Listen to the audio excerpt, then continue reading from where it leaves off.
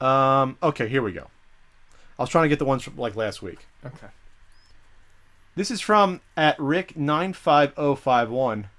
What kind of TV do you guys recommend for retro gaming to get the best picture? I heard Sony Trinitron PVMs. Thoughts?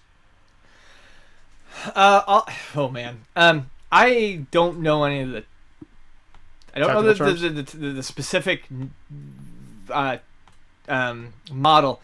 However, if it's just for gaming, there is a popular Sony RGB monitor that is tough to find that is going to probably be your best for your picture. As far as TVs, if what you've heard is Trinitron, I would go with it. Honestly, any tube TV is going to be better. I was going to say, is he talking about retro games on like a 360 to play? Is that what he means? He's talking about playing actual. Oh, they go out to a swap meet or Craigslist and buy a TV for $10. Well, a Trinitron is an old tube TV. He's looking for the best one. Oh, like the flat tube. Yeah. Flat tubes are beautiful. Yeah, flat tubes are really nice. I have one here. This Daewoo I got for the marathon. That's a flat tube. Yeah, they're nicer. They're sharper. Those work real well. And I've heard that RGB monitors, if you want to get super nerdy, are going to be even better. But you can only really do like games or computer applications on those.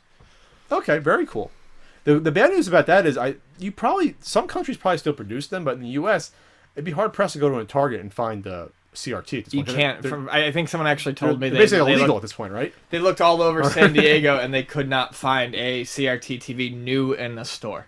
But that was like a year ago. But again, go to the swap meet because people are just giving away for like $10-15. So you can find. I got this for $10, and this is a nice. What is that? A 19-inch. I always tell customers if you live in especially like a place like Ocean Beach, walk up and down the alleys on trash night. I mean, you will find one. Okay, cool. Next question.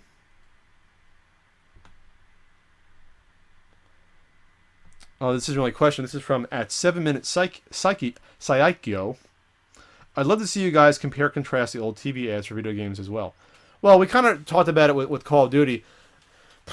An old TV ads you had, originally for the Atari games, you couldn't really show the gameplay at all because they were so simplistic. So you had like Phil Hartman talking about, I'm going to play hockey, and not really show the game. You show for a second. Then you transition to Nintendo, where you actually could show the games, and you showed a lot of kids playing the games. That's who they were marketing towards. Those were, I mean, which are great commercials. You get some wacky ones like the Ninja Iron Gaiden Sword. one. Where the kids sneaking into the parents' house and ready to kill someone. He ninja throws the cartridge into a system, but it still shows gameplay. Yes, it does. They were definitely more targeted. More playing on a kid's fantasy with the game. Then you enter into like the place. We're jumping, but those commercials kind of stayed like that for a long time. Then you enter into like the PlayStation 1, and you start to see the transition. Like when they'd advertise Final Fantasies, you still see a little bit of gameplay, but they mostly focus on the cinematics and the graphic aspects of it. And then you get to now where I mean, shit, you don't see much gameplay at all. Well, Battlefield did it. Call of Duty said, "Nah, we don't respect you enough to show gameplay." This is from at Shane Prutzman. Can you and Ian rank the Zelda series from your favorite to least favorite? That's tough for me. I'll give you a couple of my favorites. I'm not a huge Zelda series fan. I like a few of them. I haven't played probably half of them, but what are some of yours? I'm not a big Zelda series fan either. So if I had to, I can easily rattle off some that I do like though. Zelda 2 is my number 1. Zelda Link's Awakening would be my number 2. My number 3 would probably be Wind Waker. Mm-hmm. And if I had to pick a number 4, I guess I would go with Link to the Past. But at that point, I'm stretching. I really want to play Majora's Mask. It sounds great to me. And it's also one of those Zeldas that's not like a normal Zelda. And those are the ones that always seem to click with me the best, like Zelda 2. So hopefully at some point I'll get a chance to play that. I have to do like at least for me a bucket list of games that I have to play that almost like how I've never really seen E.T.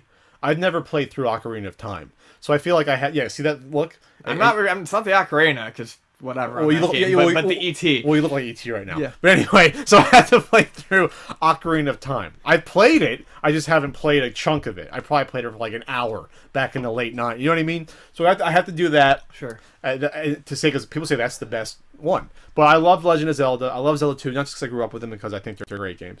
And Link to the Past is obviously fantastic. Some people think it's the best game on the Super Nintendo. It's obviously up there, but that's what I like. I have not played the ones in the Game Boy. I have not played any of the Game Boy ones. Put Four Link's Sources. Awakening on your bucket list because that's fantastic. Oh, I got both versions. I have the DX version and the right one. I will do that. It's short. It's short and sweet. It's fun. Okay.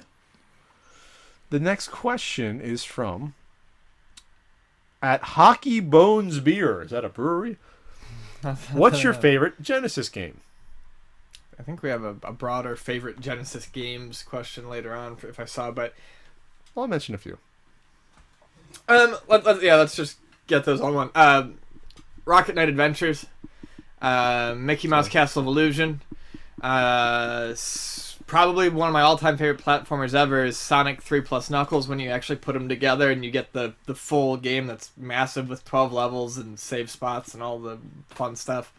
Do you combine it with the first one or the third one? You do that. 3 and plus Knuckles are two halves of one full game. Can't you use Knuckles in the first game if you put it together? You can, and you can also use them. No, you can use them in the second game. In the first one, it just gives you a random bonus stage. Oh, no, but that's cool. Sonic 3 and Knuckles is one game split into two pieces. You put it together, and it gives you the full game. That was a good marketing technique. They put Sonic and Knuckles with the systems, and then you had to go out and buy 3. That's a cool idea. But yeah, it changes up some aspects of the game when you put them together. Like when you put both together, you can play through all the levels as either Sonic and Tails, Knuckles. It gives you save spots. I think you have to make me a video game bucket list. Like I never experienced that either. That's really, really good. I don't know. I love the Genesis. I could really keep on going. Shadow Dancer is fantastic. I'll just let Pat rattle off some because it's gonna be really tough for me, the Genesis expert. I always enjoyed. This sounds really bad because I'm trying to think more of as a kid what I played. Screw it. I love NHL '93.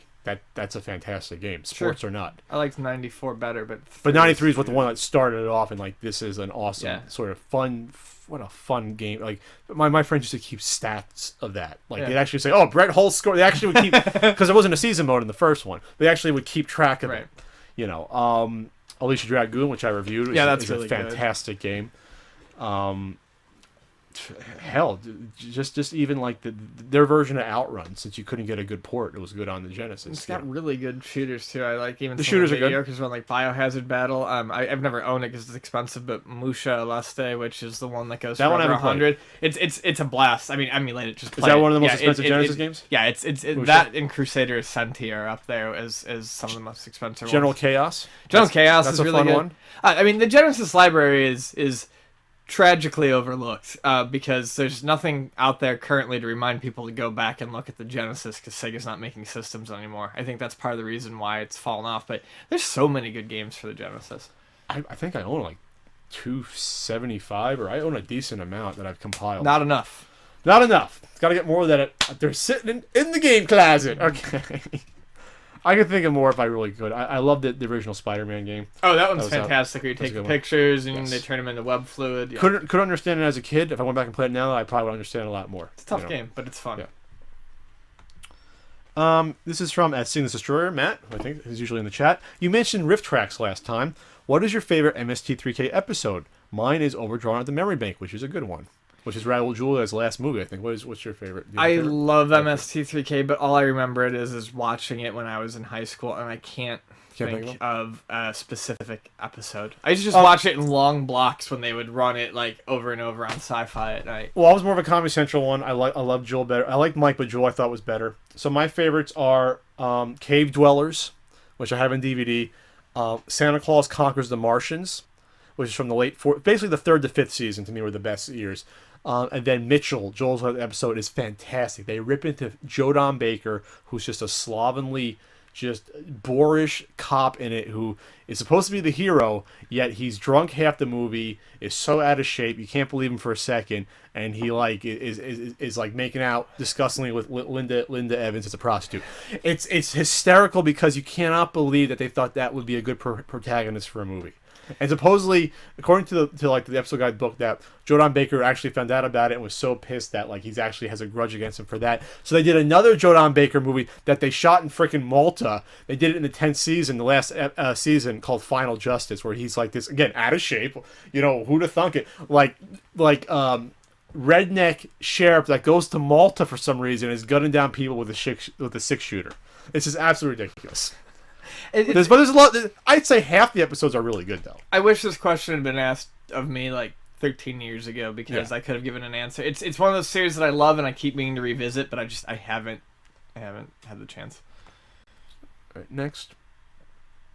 Oh yeah, this is okay. This is really this is probably my favorite question so far. This is from at Dr. Nerd 89. Hey Ian, when you first met Pat, what was the first impression he had on you? Aside from looking like a grown version of Munchie. I'm not sure who Munchie is. Honestly, and this is He's asking me what I thought of you though. What I had on you, or what you had on me. What was the first impression when you first met Pat? What was the first impression he had on you? Yeah, the impression you gave of me. That I gave of you? Yeah. When you first met Pat, what was the first? Because he posts a picture of Munchie later. And What I thought of you. That's what he's asking. I think he's asking, what I... Okay, go for it. That's probably more interesting anyway. What did you think of me on it? This is 2008, the summer of 2008 when I visited. No, it's really not that interesting because I saw this one earlier and that's why I think it's of him because I think he's chatted with me on there and he posted a picture so I had a reference. He was like, because he posted to me, he's like, in case you don't know who Munchie looks like. And I don't think you look anything like Munchie. It's pretty boring. My first impression of Pat isn't the problem. My first impression of Pat, when he came to San Diego to visit. I visited for Comic-Con 2008. Yeah.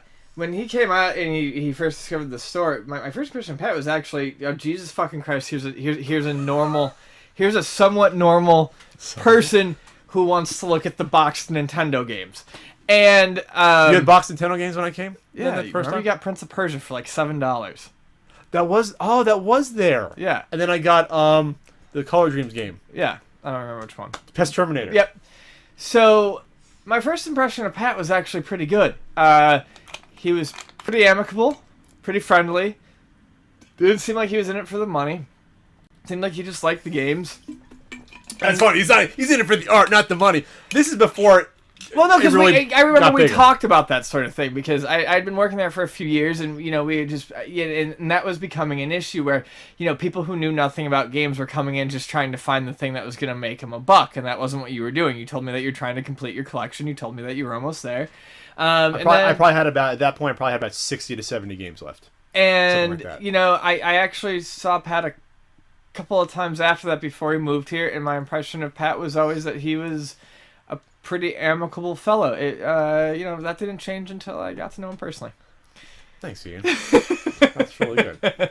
I remember being surprised when I moved out here in 2009, and I guess during my courting phase with Ian and trying to get him to be friends with me, which is really weird because when you're guys, it's hard to. I've always had trouble making friends with. This is now you guys are gonna find a lot. I've always had a lot more difficulty making friends with guys versus girls for whatever reason. Same here. With guys, there's a lot more barriers. It's more competitiveness. With girls, you don't have that. The only thing you might have with a girl is you might have sexual tension or whatever. That's a whole different issue. But with guys, there's this whole other dynamic going on, especially once you get older, get out of college. So I remember asking Ian, this is within probably a month and a half of here, I said, Ian, go with me to this swap meet that's nearby and get there at 7. And he, to his credit, you did it, to your credit. And I'm not sure why, because if it was me, I would not have done it. And I remember you being miserable, but I guess it said something for you trust me enough to actually hang out with me to do it, and you might have fun with it. I don't know. You never did it again, but at least you did it. No, and here's my thing, and I don't want anyone to take this the wrong way, but when I meet someone who moves to San Diego, I've been there. I've moved from San Diego. I got up and left everyone and everything I knew. Oh, so you felt pity? No, it's not. That's the thing. It's not pity. But I know what it's like to try to fucking make friends in a place where you know no one. So generally, as long as people don't come across as total creepers, I will. If they suggest something to me, I want to do this. I want to do that. You want to come along? I usually just say yeah. And as long as the first time goes well, then generally I will be friends with that person. The thing is I'm not a morning person. Pat can tell you that. My girlfriend can tell you that. Everyone who's ever known me can tell you that I am not a morning person. I'm not either, though. But I still go to the swap meet. So the thing was, I went with Pat to the flea market once because I wanted to see what kind of person Pat was and see if there was a friend there. And there was. However, not at 7 in the morning. So I've never gone to the flea market since. Okay. There you go. Somehow we've not killed each other. This is from at Mike Lorette. Thoughts on the Xbox One frame rate, resolution. We talked about that. It's a big sack of wieners. Going back, this is from at Segata Sanshiro 1. Going back to Japan next month, Is a PC engine worth it? Yes. I've never played. Come on, of course it's Yes. worth it. Especially in Japan where they're like $25. They're not that cheap. Here's what you do. They're cheaper than here. Here's what you do, and I'm dead serious. If you want to know what you do and you're really curious about it, go to Japan, find a PC Engine Duo R. Which is what you have, right? Yes. It is the most reliable model. It's going to be cheaper than piecing everything together. And if you're lucky, very lucky, you will find one that is already modded. In Japan, you'd find one already modded? You might.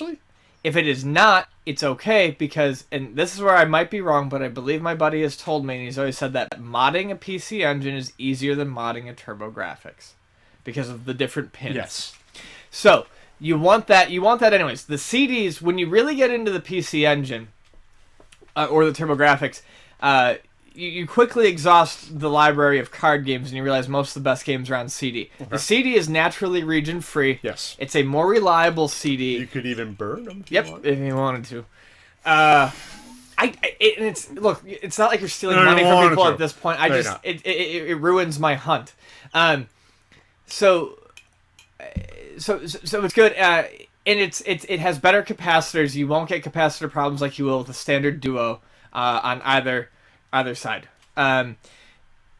Like I said, finding a person to mod it here would be fairly easy. But it's just, you can find that system. But make sure you get the Duo R. They should be a dime a dozen. I don't know what they're going for over there. If you set aside 180 to 200 for it, you should be able to get it. Could they also, if they don't want to go, if they just want to get the CD-ROM too and get that system for like $80 or whatever, and then they can still play the US games and then get an adapter for US games, they can do that, right? Well, you would still need everything together. Yeah, but the point is that could be cheaper. Maybe the Duo R is like double the price. But no, you say they're not $25. If you get just the little square PC engine, they're not that much money. If you just get the square PC engine, they're not that much money. But what I'm trying to get across is, if you get really into it, you will see that our vision of the PC engine, the TurboGrafx over here, is skewed because we did not see many CD games, and all we saw were card games. We saw a lot of card games. We saw 94 card games and 35 CD games. But the majority of that library is CD, and not only are you getting a system that plays both, but you're getting it with all those. You don't have to find those stupid upgrade chips. You don't have to find a system 1.0, 2.0, 3.0. It's arcade all in car, there. Yeah, it's just in the long run, it's easier. But yeah, it's an amazing system. Absolutely get one. Okay. Next question is, someone in the chat said the Mario underneath there is staring into their soul. I just think that's funny that it is showing up. That's going to be there, I guess, for the rest of it. Evil. This is from @Mega5K. Megan was in the chat, I believe. What are your thoughts about the rumor of Nintendo remastering Nintendo 64 games in the future? I haven't heard this rumor. I haven't either, but if they're going to, I imagine Nintendo would probably put them up for download. I mean, every company is doing it now. I don't know what they have left. I mean, Majora's Mask. They can't do Diddy Kong. That's rare. Without delving too much into what they could do, I have no problem with it as long as it's for a reasonable price. I mean, if they want to do 2 games per disc, like Sony did during the PS3 era when they HD remastered their games, or if they want to put them up as downloads on the virtual console, sure, do it, fine. I think the charm we lost if you try to remaster Ocarina of Time. I'd be like, what?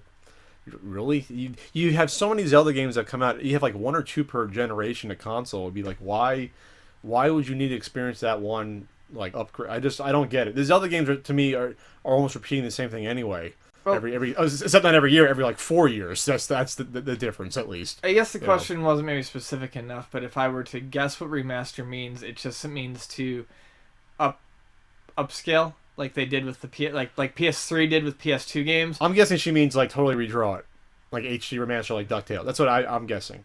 I don't think it's a good idea. See, if they do that, I think it's a bad idea. If they simply want to up-res it for download on the Wii U or something, but sure. You're going to be up-resing polygons. I mean, how what? It still looks smoother. You won't have aliasing and stuff like that. I mean, I'm not totally against it. I don't.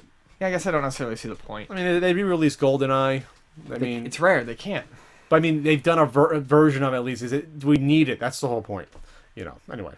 But actually, on the computer, the people do it on the computer. They've redone GoldenEye on the computer. The fans, they've done it. Well, that's my guess is. I mean, we're bickering now, but I think that's what she refers to. It's just that sort of making it look smoother. And I mean, fine. All right. This is at Andrew Parada 1. What is your favorite WrestleMania match and favorite Starrcade match? And I don't know why they're in quotes because they're real events. Okay. I'm gonna be Starrcade might be hard for me to think of. I'm gonna be fairly stereotypical on the WrestleMania. I'm gonna guess this one you're gonna say. You know, I already know what I'm gonna say. Do I know which one you're gonna say? Say it first. Steamboat Savage, WrestleMania 3? Yeah. Okay. It's Savage Steamboat. Why? Because I'm a massive Savage fan. Savage worked his ass off in that match. And, I mean, carried Steamboat to easily Steamboat's greatest match, because Steamboat was not a fantastic worker. And it stripped Savage of the IC title, kept him looking good in the process, because he hits the elbow without interference and gets a clean 3 count while the ref is out. So Savage wins the match. But it's also heralded as the first quote unquote modern wrestling match. It is. Yeah. It's hyper planned and stylized, but Savage gets that 3 count. This is important from a storytelling angle because Steamboat wins with a small package roll up after the ref comes back, after Steamboat does attempt some interference, and it's good because Steamboat still gets the victory. He gets his revenge. But he gets the IC title stripped of him so he can move on to bigger and better things. That was the whole point of the match. The IC title to Savage at that point was dead weight. Starrcade, the only one I can think of that I know off the top of my head is, and this was an undercard match, but I remember very much enjoying it. I haven't watched it in a decade and a half, so I'd have to go back. But Jushin Thunder Liger, Rey Mysterio, Starrcade. 97, maybe? 96. 96? 96. I like it because as much as I like Mysterio, Liger wins. At that point in time, it was kind of an American's first taste of the Japanese wrestling style, because Liger was huge in Japan. Yeah. And, that was always WCW's strong point. By the way, you're almost out of the frame. Whatever. How much more are you People going? don't need to see me. WCW's strong point was always its undercard. Yeah, it was. And that was a really good undercard match that I remember from Starrcade. All right, what are mine? Starrcade, I can't even, you know what? To me, all the Starrcades blended because the WCW... Sting Hogan, Flair Hogan, I think? Sting Hogan was destroyed by the bad ending where it was a fast count where it was. Yeah, that was awful. That was terrible. Right. Either Nick Patrick didn't actually count fast enough, or the whole thing was meant to be that Hogan there was no. Either way, it was fucking awful. Yeah, that's right. I know you're right. The ending was bad. It was really bad. And I remember watching it live in college and being like, "What's going on?" Because he built up Sting as he's going to beat Hogan, then Hogan seemed like he didn't. That's right, because they vacated the belt the next night. Kind of weirdly. Yeah. That was the beginning. That was the beginning of the end of WCW, not the finger poke of doom a year later. I don't think it was the finger poke of doom. I don't think it was. I think it was. That was because that wasn't a clean. That should have been the point where NWO was defeated, and then split up, and then at that point, I think it was Hogan Warrior, because they brought in. Well, that was really bad. They brought in Hogan to work. They brought in Warrior to massage Hogan's fucking ego. Yes. Warrior pulled off like 3 whole wrestling moves in like 3 months of build up, and that match was like 20 minutes long. It was terrible. At least 10 minutes of it was just the NWO beating up Warrior. Anyways, your favorite WrestleMania match? Well, I was gonna say I do love the Hogan Hogan Warrior WrestleMania 6 match. I do like it just for the fact that it was really the first time you had a huge face versus face that were both huge fan favorites, and it wasn't the best match. It's a shitty match from a work standpoint. It's a great match from an emotion standpoint. From the emotion, and it was supposed to pass the torch to Warrior, even though he had problems. He left the company a year later for a short time. Whatever else. At the time, it was a huge match because usually for WrestleManias, you knew who was going to win. The good guy was going to win. In this, they were both good guys. Right. So you actually didn't know where you're going to go. Hogan at that time had been the face of the company for 6 years. For 6 full years, if not 7. And so for him to lose that, it was like, wow, it was a big moment. Passing the torch, and then whatever. That's a good one. I don't like Hogan. How about your man Savage, his retirement match, WrestleMania 7, against Warrior? Again, and that was really Warrior's best match that he pulled out of Warrior. Yeah. Well, that's the thing about Savage is he later on in life he lost his ability to work. But I mean, if you go back and you watch early Savage brought the best out of almost everyone he worked with, and that was what was so much fun about him. That and his persona was. Whereas Hogan's persona appeared to be fueled by strictly cocaine, Savage's persona seemed to be fueled by a mixture of cocaine and talent. Okay, there you go. And for Starrcade, Starrcade. Sorry. Which not the he didn't specify. I can go back to the '80s show, video game show. Well, that's what I thought when you said Macho Man. I don't remember it, but there was a Starcade Macho Man Flair. I'm fairly certain. Was the first Starcade when it went? Was that the first one? No, that was Clash of the Champions when it was the draw match, Sting versus Flair. I remember watching as a kid, and he had him in the Scorpion Deathlock, and the time ran out. That was the first Clash. I don't know if that was the first one, but I do remember that. I've seen. I watched that live. I remember somehow turning on TBS and then watching WCW. That's how I got into it, like 91, 92. So honestly, I cannot think of a Starcade match that I really loved. It's probably some DDP match because I love DDP. Was DDP Giant a Starcade match? DDP something was Starcade. DDP something for the... When he had the bad ribs and Giant was beating the shit out of him. I don't know if that was Giant, but DDP does have a Starcade match that's pretty well known. And I can't remember what the hell it is right now. I just love DDP. Yeah, me too. DDP's like my favorite. Soft high five. He's from Jersey, the Jersey Triad. Bang! and now he does yoga. All right, we're awful. Anyways, continue. Yeah, now we're just pandering to ourselves.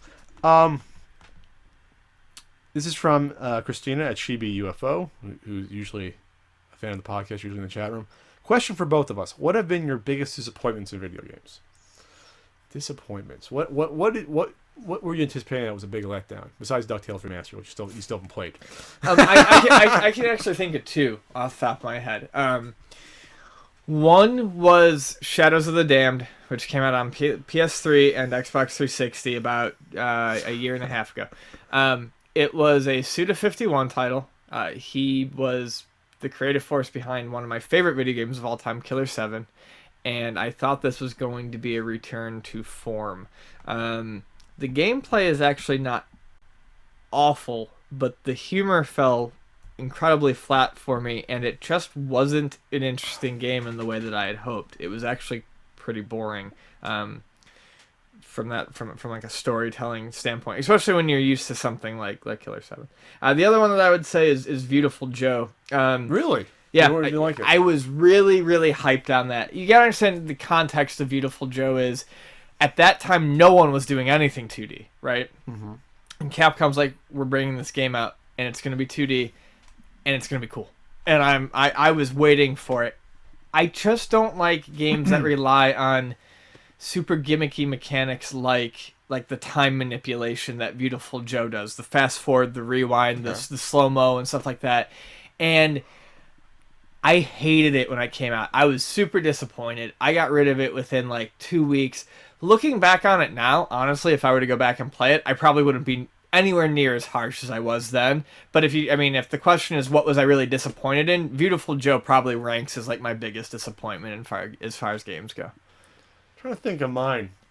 I was pretty disappointed when I first played Three Stooges, just because I saved up my allowance. I was only getting $2 a week. It's a fun game. I made my bed. I took the garbage out twice a week. I got $2 a week. Yeah. So that's literally Electronic Boutique. That game costs $50 plus tax. So that's an allowance that takes $8 a month only.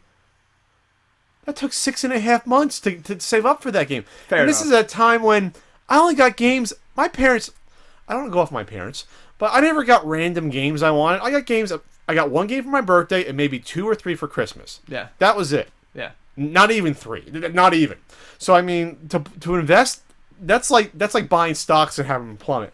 And it wasn't that it was a bad game. It wasn't what I was expecting totally, because it was only in Pack Watch at Nintendo Power. Yeah. Like a little blurb. And I loved Three Stooges as a kid. I grew up on it. The marathons that had New Year's and such.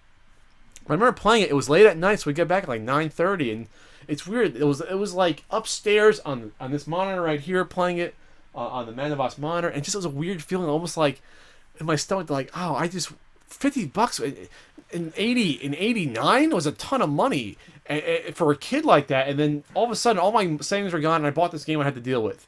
Yeah, I had no idea what to expect. I don't know if I was expecting a platformer game, but it was not what I expected at all the mini games. So I was disappointed. Well, I love it now, but I was disappointed. Yeah, no, I understand. It was just the expectation was different. Right, it is. And that's the problem with how the games were advertised and marketed and even written about then. Sometimes you didn't know what a game actually was until you bought it. You know, they didn't go out and discuss the genre, especially if you're looking at Pack Watch. That's similar to that, and I wasn't necessarily super disappointed, but I also rarely got games other than Christmas or my birthday. Usually one for my birthday, 2 for Christmas, and that was because I had a brother. You know, we would just share them. But I remember my parents taking me out one day, and they were like, "You can get a Nintendo game," and I insisted on getting Donkey Kong Classic. Okay. And I got it, and I remember bringing it home, and I just, even though I kind of knew what I was getting into, it was just like I could have gotten something that was so much more or newer. It wasn't even newer. Yeah, 2 games in 1. But I mean, the thing was, after a week, I mean, that was kind of the game that sparked my Donkey Kong and Donkey Kong Jr. especially was kind of what sparked my love of really classic, simple single screen games, because I was like, well, you know what? It's not a bad game. I just gotta suck it up and play it, and I learned to love both of them, especially Junior. Junior is one of my favorites. You were disappointed math wasn't on there as well. Yes, exactly. Why couldn't they throw Donkey Kong 3 on there? Because I love math. They could have threw 3 on there. Yeah, no one would have played it. But still, they could have. Yeah, did they it because could. they're getting space. No. We don't have space for this It's cement like factory. it's like 4 Pie kilograms. factory. Like, come on. That was weird. I guess they're. I don't know. Maybe they got a bad ROM or something. This is from at XFiles 2/000/1999. So 2000. Is this how I ask questions? No, it's not. Next question. This is from Jerron, who writes for the Punk Effect. Blockbuster's remaining stores have now closed. I actually did not know that. I guess they closed the rest of them. We have another question from John Randall about that too. Do you think kids these days have it too easy when it comes to renting games? Too easy. Yeah, I think that question was written poorly. Because I don't think they have it too easy. I can't. I mean, how do they have it too easy? Maybe because you can get it from GameFly for. Oh, okay. I see what he's. Okay, I see. Or you have to, but no.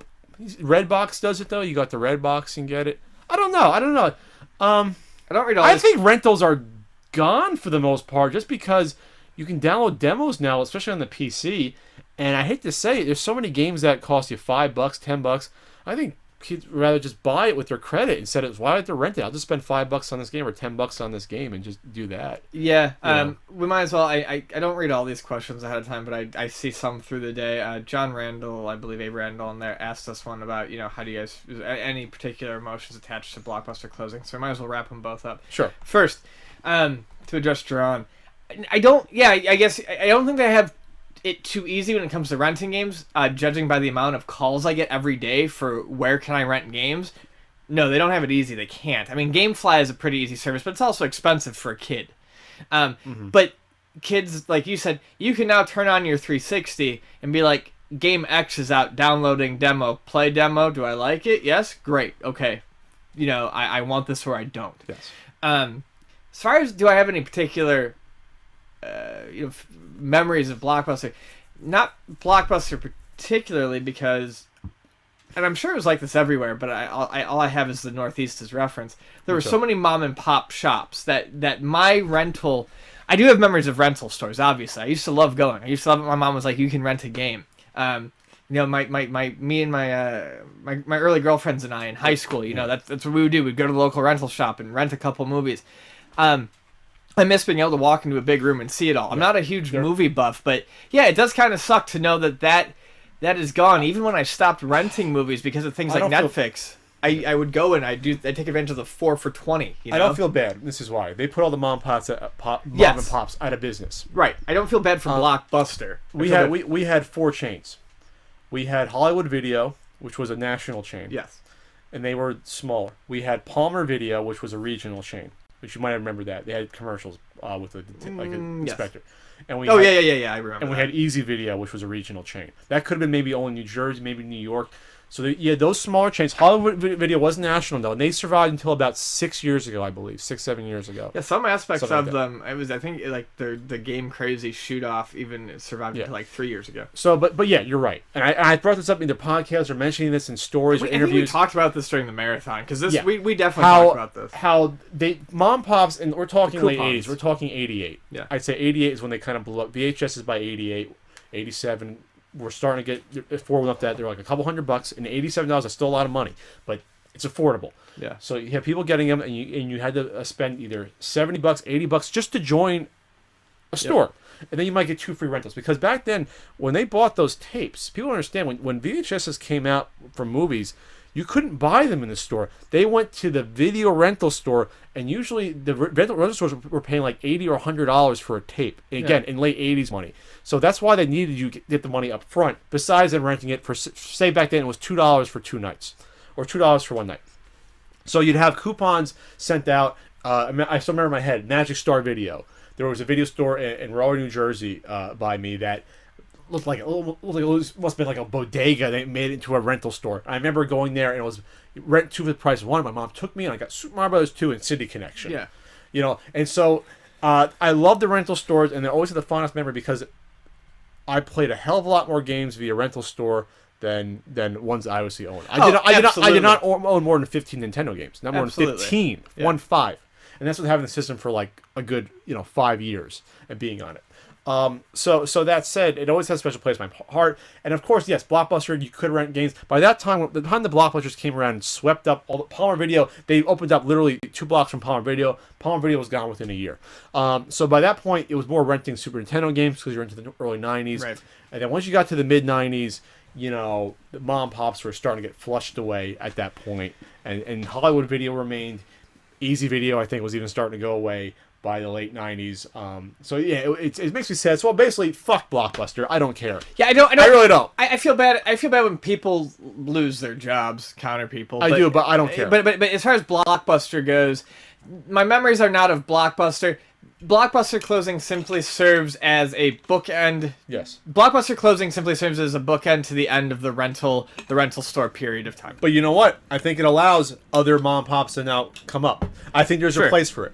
And now they want because there's less overhead. When you're not a national chain, there's less overhead. He was an acquaintance. He's a good guy. I just was never super good friends with him. Who runs a rental store in Buffalo. And as Blockbuster's popularity wanes, he finds more people who go in and they buy the bag of microwave popcorn. They get the video because it is it's hard to explain to people who never got into it or had that experience, but it is an experience that people just to go there, like. Just to do it. Search for a video. Yeah. There's something about being in a video store versus going on Netflix. Netflix is a new video store where you're going and you're browsing. Yeah. But a video store, there's something about you can talk to the guy. He can recommend videos. You have to commit to it. You can't just stop halfway through and pick something else. You have to watch it. I rented this. I have to watch it. You read the back. You have to get it. Yeah. I went to Idlewild, which is a sort of like a forest and hiking area about 2 hours north of San Diego, and they had a video rental store there, just for them, so that it can survive. Yeah. With, like I said, low overhead but not, more importantly, not a huge chain that's going to outdo you. So I welcome it because that means that mom and pop stores are going to rise up again slowly but surely, and they are around. It's not they're not there. There's just less of them. It's gonna that's a market that still needs to be filled. Great. What I like about them though was the Blockbuster Genesis Championships. I still have the pamphlet up there from like 90. Was it 94? So okay. Damn it, Patrick Ewing missed all those threes. That's why I did bad. Anyway. Also from Duran, more than 75% of games in Russia are pirated. Thoughts on how other countries are so lax on the issue compared to us? Well, our copyright laws are a lot more stringent in the U.S. than countries over there. For a lot of times because stuff is pirated there because a lot of the games come from here, so why the hell should they care about enforcing the laws when they're not losing money? You know what I mean? There's no money to be lost there. We're also a capitalistic society, so we are our laws are a lot more tighter about controlling intellectual property rights than a lot of countries over there. Correct. And a lot of these countries like Russia or, for instance, Mexico, they don't have the same, there isn't the same game delivery infrastructure that there is here. So sometimes the only way to really get a game is to find the people who are willing to get it there, which a lot of times in modern times becomes pirating the game and getting it there. Mm-hmm. I'm not saying it's a great thing, but if like I said, if the infrastructure does not exist there to get you to the game legitimately, well, or if in the case of Mexico, where like for instance, when New Super Mario Bros. 2 came out here, it was a $40 game. If you converted that, like I saw a copy down there, if you do the conversion, it was a $70 game down there. So what conversion? What do you mean? From pesos to US dollars. Oh, okay. It's a $70 game for a 3DS game. Wow. In Mexico. So there's a reason why when you don't have when companies aren't shipping games over there, when they don't have the inroads necessary to do it, the piracy rate is going to rise because the only way to get the legitimate copy is to pay 2, 3, 4 times the amount of what it's actually worth. Sure. This is from Michael Morgan, I guess.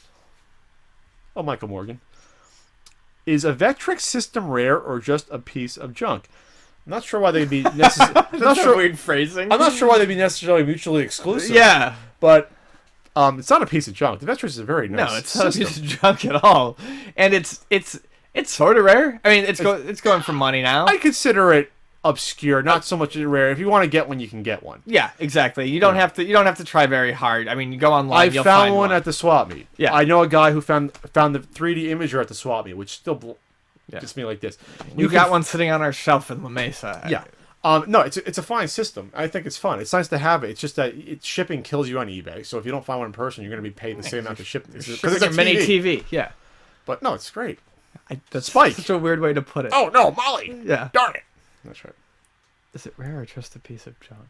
This is from. I'm going to say it wrong again. No, actually no.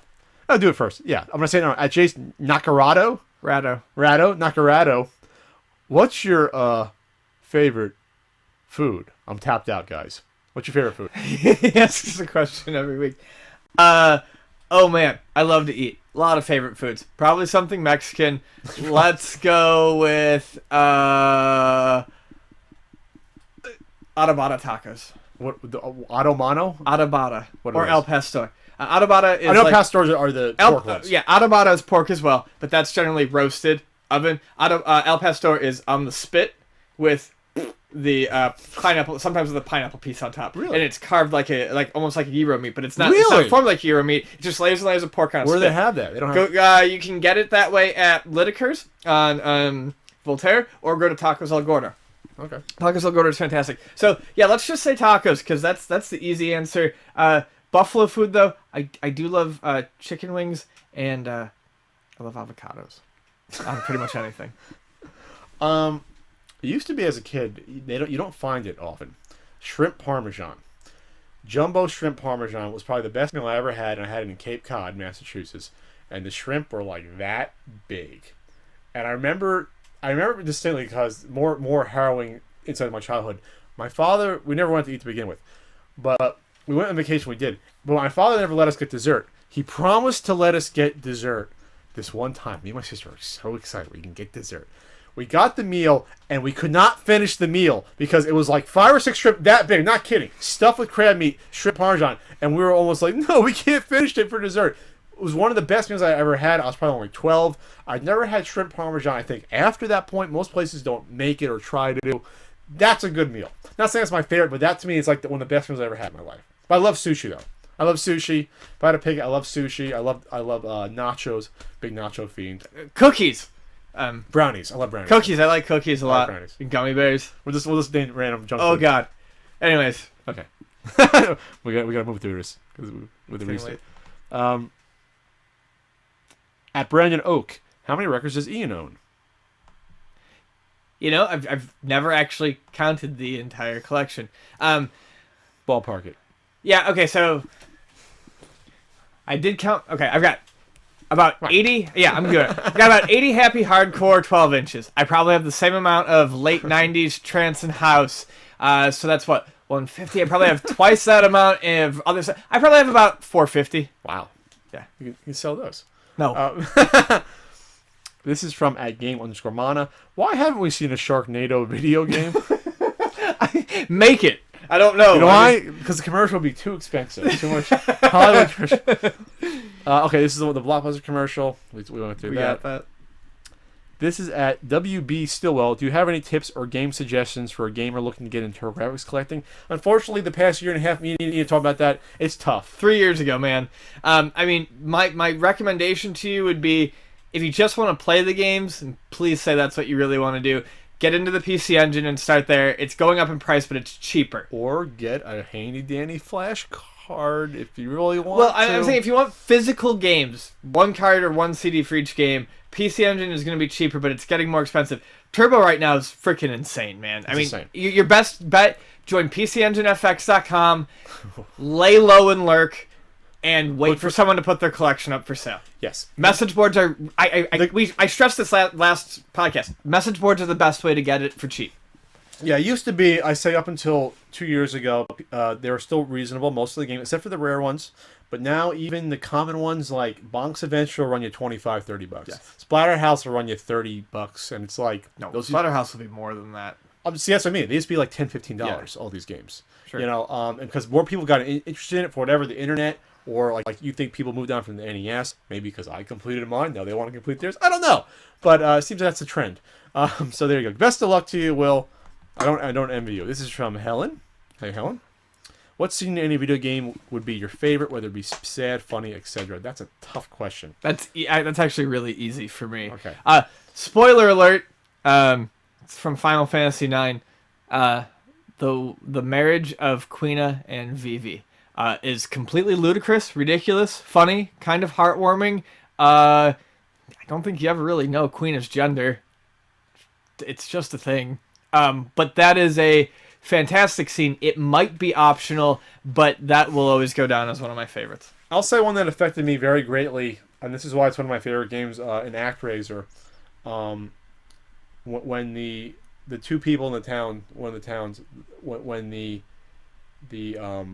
wife dies, in one of them, and I can't remember the exact circumstance of why, but she dies suddenly. I think there was something really bad. God, I can't remember it precisely. Maybe it shouldn't be my moment, but basically one of them dies, and it was like a sacrificial thing, and the husband is like, it's weird because there's a lot of religious undertones, obviously, Sure. to that game, but it was done in a way that it actually made you feel it, even though it was just like the text scroll, and Right. just I think it was it the husband that died? I think it was the wife that died. And the husband's there kneeling and praying to you, and it's just really just tugged on your heartstrings. And there's a few things like that happen in the game where people die and sacrifice. And there's the one scene where the one guy is an old man dying, and I don't even care about the religion. It's just a beautiful moment where he wants to be rained on before he dies, and so once you do that and he dies happily, it's just like it's kind of just a very. And we're talking like these are little guys like that big, and you Sure. feel the emotion of it. And it's just like, wow, this game is something. Actor is definitely a game that was a lot bigger than the sum of its parts. Well, I remember ActRaiser having a fairly decent score too, and a good score. I mean, video game music was really important to emphasize emotion back in games like that. Like a good score really conveyed. It's a what it beautiful wanted. score. It's Yeah. absolutely haunting. So, okay. This is from @mguyer2341. Jimmy Carbon, tell us the Zelda 2 Christmas story while Nitro Banks loses it like in the first marathon. I don't understand the references. Who's Jimmy Carbon? Who's Nitro Banks? But I'm guessing these are referring to the first marathon where I was trying to tell a story at the end and you were losing your mind and you wouldn't let me tell it. This is from @Demon Owen Garth. Seeing how we rarely jump in real life, why is there so much jumping in video games? Because there's nothing else to do in a side scroller. yeah, I mean, I've actually thought about that before too. How much they overemphasize jumping, but yeah, when you're on two planes, a two-dimensional screen, the only other interaction you can have is up. I mean, look at it this way: when you move into 3D games, how many games from the third person actually don't have a jump button? A lot, because suddenly once you can move around in 3D, you no longer need to jump, or jumping is handled automatically. That's what Call of Duty is missing. Jump button. No, it's got a jump button. Does it really? Most first, I think A realistic. So you're a soldier with 75 pounds of gear, and you're going to be jumping around. I think most first-person shooters have jump buttons at this point, simply as a way to get around what might be snags in the environment. Wait, Genesis 1 we did. At Link 2, have console wars gotten out of hand because of the anonymity of the internet? Yeah, that feeds in a lot. That's in general, people are assholes because they're anonymous, of course. Yeah, everything has gotten more out of hand because of, anonymity. And even if they put their name or they have a screen name, it's the fact that they can sit in a basement or behind a computer screen and they're miles and miles away. Yeah. People take any opportunity to say whatever the hell they want. Yeah, going back to Adam Sessler, I think he's gotten, probably death threats over his saying that it's not. He said he deal. has. I mean, it's not a big deal for it to be 720p on the Xbox One. The Call of right, Duty and I mean, goes. it's ridiculous. Yeah. This is from @thatcraigfellow. Question for Ian: if Pat were to be wanting to sell off his entire NES collection, what would you offer for it store price wise? For I guess we're not going to count the NWC cards. What would you give for the just the loose games for the entire set? What would you give? I wouldn't. If someone came in with this, it would be too much work. This is the PC answer that this is the easy answer I would give. Wow, you've got a full collection of Nintendo games there. You should probably put that on eBay or find a private buyer. So you wouldn't say I'll just give you $4,000 for it or whatever. I mean, if someone was really like, I just don't care, I need to get rid of it, yeah, I'd go through. But no, that's not a question I can answer now. I would literally. I would at least need, if I were to even give you a rough estimate, I would need 45 minutes. Okay. Now he's looking and thinking. Yeah, no, now it's going to bother me. Like, what would I offer for a full collection? Well, you have to. You probably would take the top 25, 30 most valuable ones, and then average out the rest. It's probably the only way to really do yes, it is largely what or even top 50 most valuable ones. I would go through every single game that would. Yeah, I would go through and find the most expensive ones, and then kind of offer a lump sum for everything that was, say, worth less than $3 to $5. This is from at Juan Way Gutierrez. more than Have you 50 seen games. Juwario's Golgo 13 video? No, I haven't. No, All right, well, now you know what you have to do. I haven't seen it. I know there's one on the DS that came out that wasn't really a game. It was more like trivia, and it's not in English, unfortunately. And there's the arcade ones, but there has not been a fucking real. Okay, I'm not gonna get into it. Okay. And I think we're just about done. I think there's like one more. Let me just double check this. And again, we went a little over because we had to retread about 25 minutes, but otherwise we were pretty efficient. What time is it? It's 11. Holy shit, okay. Okay, this is the last question. This is from good old Mark Carth. Hey, Mark. For things like Fez, does it matter how good or bad the creator is to enjoy a game / movie, whatever? I would say, personally, I don't care. As long as they're not someone who's totally despicable, like a Michael Jackson or Roman Polanski, I can get around it if they're just a dick. I really don't care if they're just a dick. I really don't. That's a good one. Because I think about this all the time with music. Because a lot of bands that I like, or music that I like, you later find out that there's something going on. I do agree that there's a certain level. For instance, a band that I liked, when I found out that the lead singer was involved in a domestic abuse case, I just couldn't listen to that music anymore. I was done. I was done. It turned me off. I was done. I couldn't listen to it anymore. When I found out that another band that I liked came off as,